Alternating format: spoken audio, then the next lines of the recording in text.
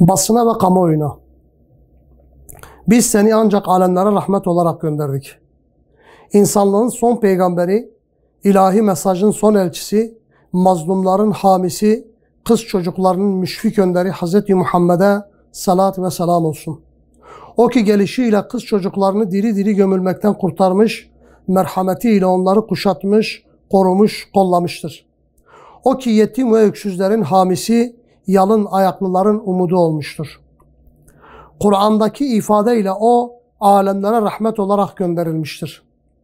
O ki karanlığı yırtmış, İslam'ın nuru ile insanlığı aydınlatmış, tüm milletlerin prangalarını kırmış, adaletiyle onlara gerçek hürriyeti sunmuştur.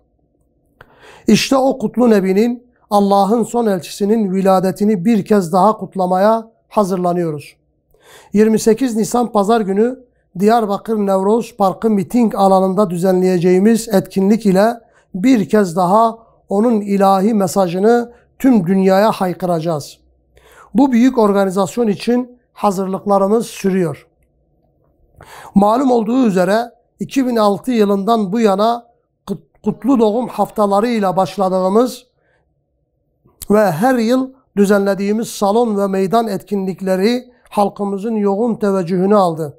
Bu etkinlikleri başta büyük şehirler olmak üzere farklı illerde, ilçelerde ve hatta köylerde tertipledik. Öyle ki bu etkinlikler yıllar içerisinde bir gelenek haline geldi.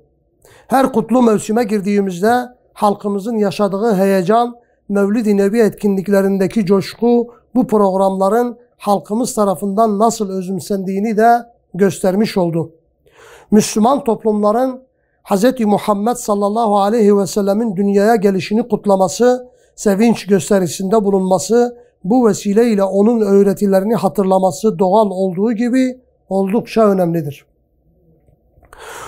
Bu güzel etkinliklerin devamı için Peygamber Sevdalıları Vakfı olarak üzerimize düşeni bugüne kadar yaptık.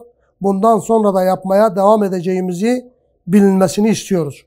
Burada şehrin yöneticilerine de önemli sorumluluklar düşmektedir. Diyarbakır gibi büyük bir şehirde 2 milyona yakın insanın yaşadığı bir kentte elbette ki mülki amirlere, yerel yöneticilere de görevler düşmektedir. Herkes, tüm kurumlar toplumun değerleriyle barışık yaşamak zorundadır. Ama maalesef bu bilinçten uzak yöneticilerin olduğunu da görüyoruz.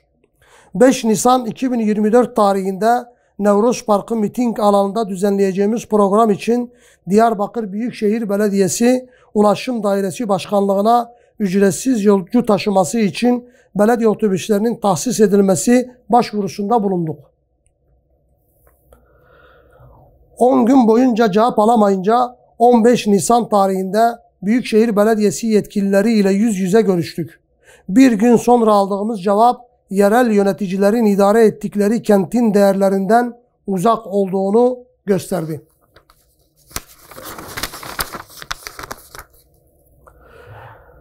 Peygamberler ve Sahabeler şehrinde düzenlenecek Mevlid-i Nebi etkinliğine Diyarbakır Büyükşehir Belediyesi'nin otobüs tahsis etmeyeceğini öğrendik. Bir kez daha kararı gözden geçirmesini, Diyarbakır halkının Nevroz Parkı miting alanına ücretsiz taşınılması için gerekenin yapılmasını istedik. Ama maalesef yanlışta ısrar edildiğini gördük. Diyarbakır Büyükşehir Belediye Başkanlığı yetkilileri ve Ulaştırma Daire Başkanlığı yetkilileri bizlere sözlü olarak yaptıkları açıklamada ekonomik şartları gerekçe olarak sundular.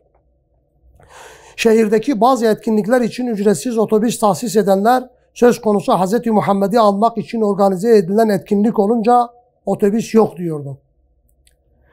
Daha ilk günden halkın değerlerine saygı göstermemeye başlayan şunu çok iyi bilmeli ki kimse bu şehrin, bu kadim şehirde yaşayan insanların sahibi değildir. Belediyeler halkın belediyesidir. Siyasi partilerin şubesi değildir. Belediyeyi idare edenler o kentte yaşayan tüm halkın belediyesini yönettiğini bilmelidir. Kadim Ahmet inancına, kültürüne, değerlerine karşı duruş sergileyenleri hiçbir zaman unutmamıştır, unutmayacaktır. Buradan bir kez daha çağrı yapıyoruz. Diyarbakır halkına hizmet etmek gibi bir sorumluluğunuz vardır. Bu sorumluluğu yerine getirmek için almış olduğunuz yanlış karardan bir an evvel dönün. Gömleğin düğmesini daha en baştan yanlış iliklemeyin. Bu tavrınızın halkın nezdinde size bir şey kazandırmayacağını da bilin. Evet, 28 Nisan Pazar günü Diyarbakır'da büyük bir buluşma olacaktır. Birileri tahammül etmese de Kutlu Nebi'nin viladeti büyük bir coşkuyla kutlanacaktır. İnsanlar akın akın Nevroz Park miting alanına gelecektir. Buradan araç sahibi halkımıza da seslenmek istiyoruz. İlanlarımızda belirttiğimiz üzere ücretsiz servis noktalarına araçlarınızla gidip peygamber sevdalarını alana taşıyın. Çorbada tuzunuz olsun istiyorsanız pazar günü sokaklardaki, duraklardaki halkımızı etkinlik alanına ulaştırmaya gayret edin. Peygamber Sevdaları Vakfı.